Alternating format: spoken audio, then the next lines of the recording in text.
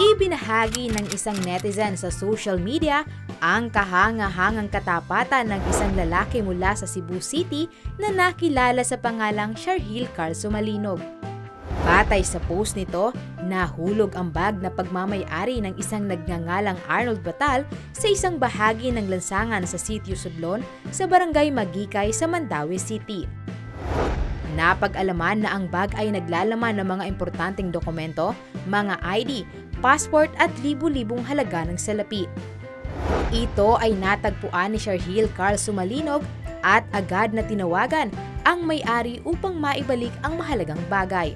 Umani ng magagandang komento mula sa mga netizen ang kabutihang ginawa ng lalaki. Maging kami sa Good Morning Kuya ay nagbibigay pugay sa pinamalas na honesty at pagmamalasakit sa kapwa-tao ni Sharhil Carl Sumalinog na talagang masasabi nating something good.